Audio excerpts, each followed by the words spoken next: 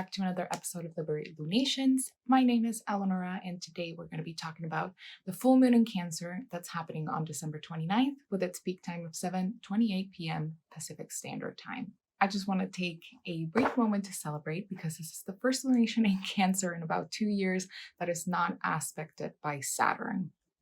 So praise hallelujah. So a little rundown on Cancer energy before we get into the aspects of this lunation.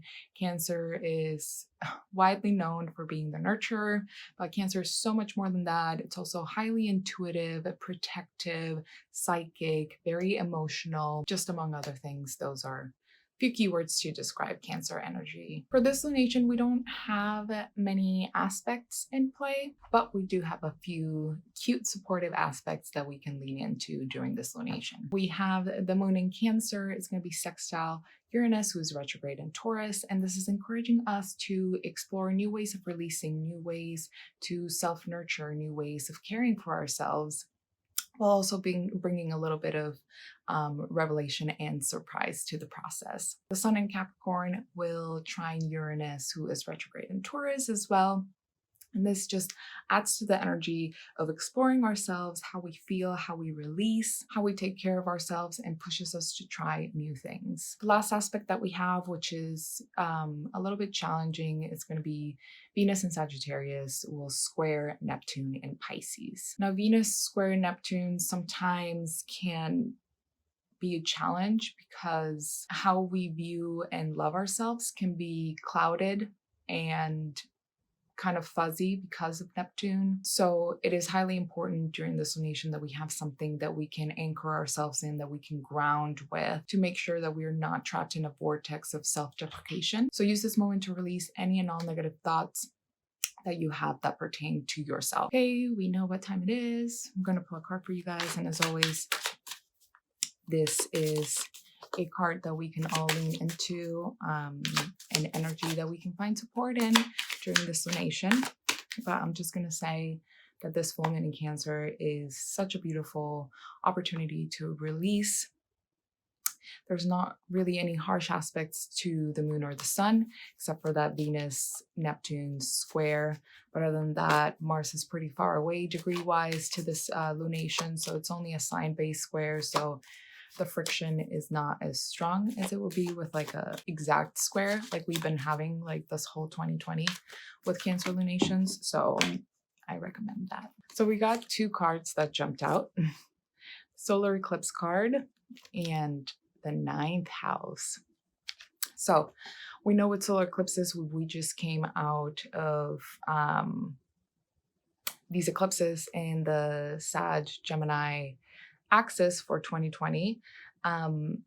We know solar eclipses are pretty much new moon on steroids. So with this energy of the solar eclipse, it's basically telling us whatever we're working on right now, it'll come back pretty much tenfold. So whatever you're working on releasing this lunation, whatever you're working on making space for, just make sure it's really what you want and it's what you need. For the 9th house, for people that don't know, 9th house usually represents higher education. It can represent travel, long distance travel, knowledge. It can also represent astrology. Astrology falls in 9th house themes.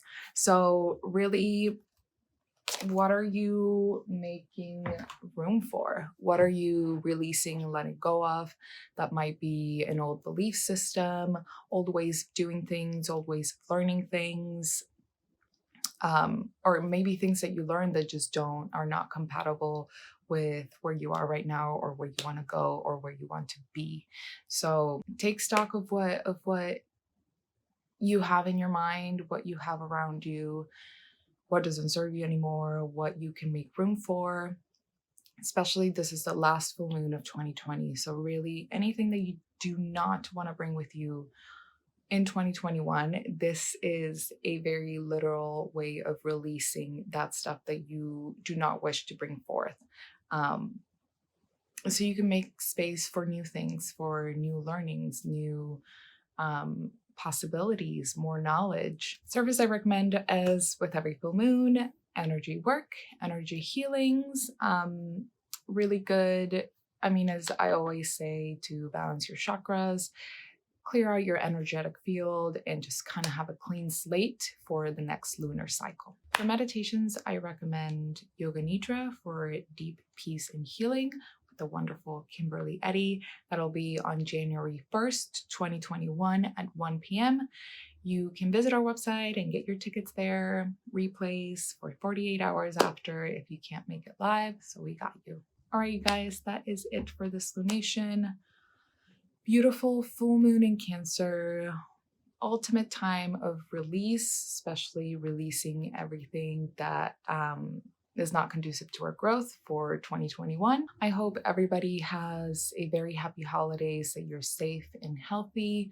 Sending everybody much, much love, many, many blessings, and have a happy full moon.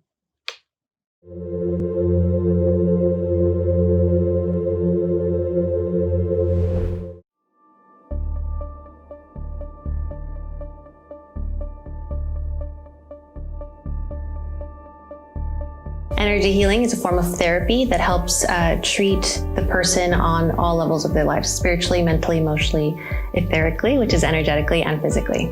I'm energy, this chair is energy, everything around us is energy. When you receive an energy healing session, it's a transmission of life force. There are a lot of techniques that we can use to balance the energy field.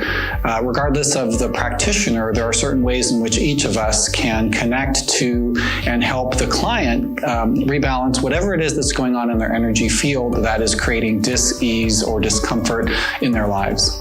We work with you both in person and remote. Energy healing is good for everything. So you can use it to manifest something. You can use it to treat an ailment, whether it's something physical, mental, emotional. And we cleanse your chakras, balance you, clear out stress, physical issues, worry, fear, trauma, anxiety.